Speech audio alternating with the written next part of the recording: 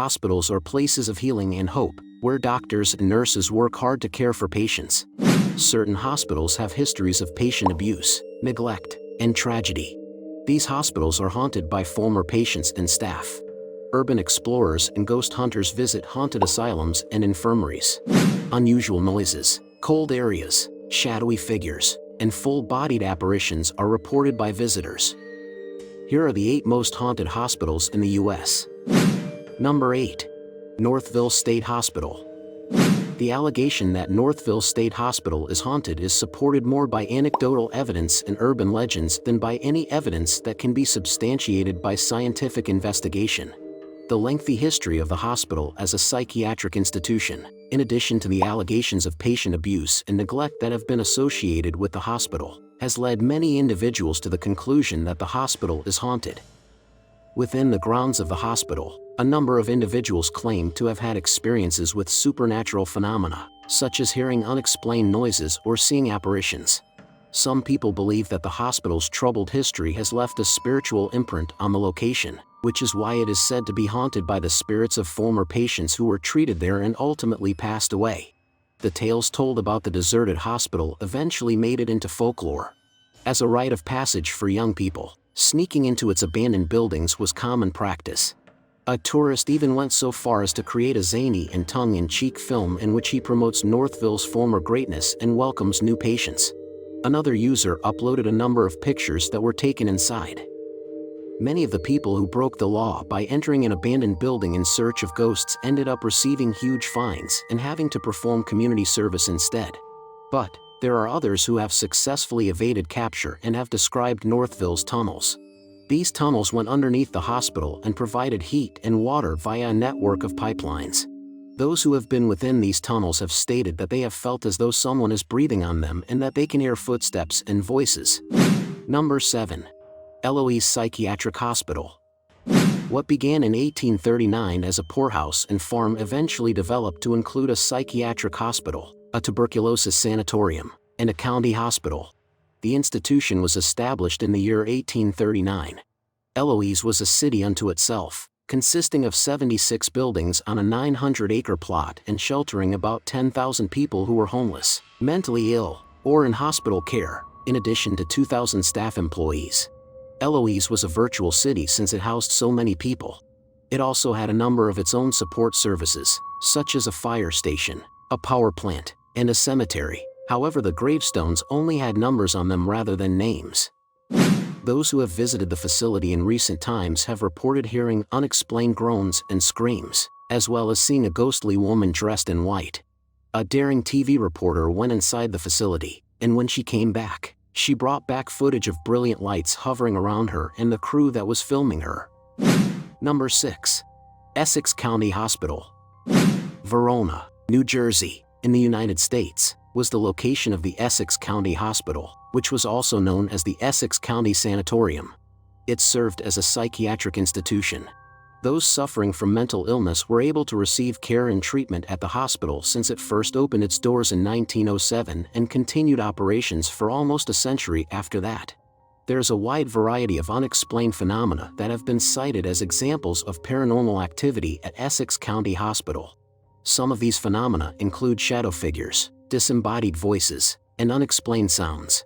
Footsteps, doors opening and closing on their own, and some kind of weird knocking sound has been reported by guests as having been heard. Other people have also claimed to have seen apparitions of former patients and staff members, in addition to dark figures roaming through the hallways of the hospital.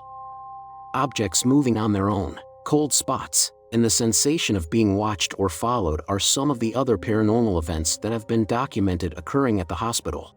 A number of guests have mentioned that they experienced a general feeling of unease or dread when they were on the grounds. Some have also described the environment as being strange and oppressive. Number 5. Rolling Hills Asylum.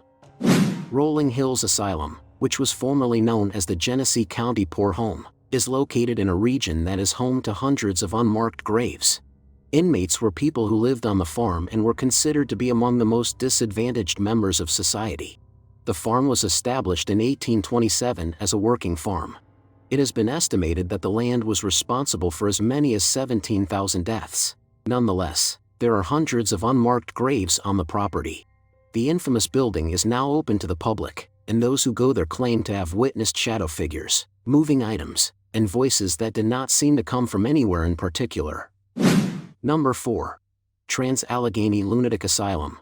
The Trans-Allegheny Asylum is a former military outpost from the Civil War that was converted into an institution and is now a popular tourist destination. Visitors and employees of this asylum in the present day have reported seeing phantom children, hearing disembodied screams, and doors slamming. In 1864, the state of West Virginia opened the hospital with 250 beds, advertising to its patients that they would receive care of the highest possible standard. Sadly, as is all too frequently the case, it quickly became overcrowded, at one point registering nearly 2,400 in-house patients. This is a situation that occurs far too frequently. As a direct consequence of the conditions that had developed, the facility was closed down in 1994 and has since reopened as a museum. Number 3. Waverly Hills Sanatorium. The Waverly Hills Sanatorium was established in response to a widespread outbreak of tuberculosis. The sickness was treated with methods that were considered extremely barbaric at the time. These methods ranged from the consumption of brass to the excision of ribs. A tunnel that ran from the first floor to the basement of the building provided the staff with a discreet means to remove the bodies of patients who had passed away as a result of the disease or the treatments. This tunnel, in addition to a room on the 5th level, is rumored to be the current location of shadowy figures and sounds. Number 2. Pennhurst Asylum. In the 1960s, a series of abuses that were being carried out at the Pennhurst Asylum were brought to light through the medium of a television expose. What began in 1908 as a safe haven for patients who suffered from both physical and mental impairments soon turned into a nightmare that was fueled by a lack of financing and a massive overpopulation of patients. Pennhurst is currently being promoted as a haunted attraction, despite the contentious history associated with the location. Visitors to the place claim to have seen a wide variety of unexplained phenomena, such as the appearance of ghosts and the recording of EVPs that sound like distressed locals. Number 1. Randolph Asylum Infirmary. The Randolph County Infirmary, which was also referred to as the Randolph County Poor Farm, was an institution that was managed by the county government and was situated in Winchester, Indiana, in the United States. The hospital was built in the late 19th century as a place to shelter and care for the mentally ill, the elderly, and the poor citizens of Randolph County. It was named the Randolph County Home for the Aged and the Mentally Ill.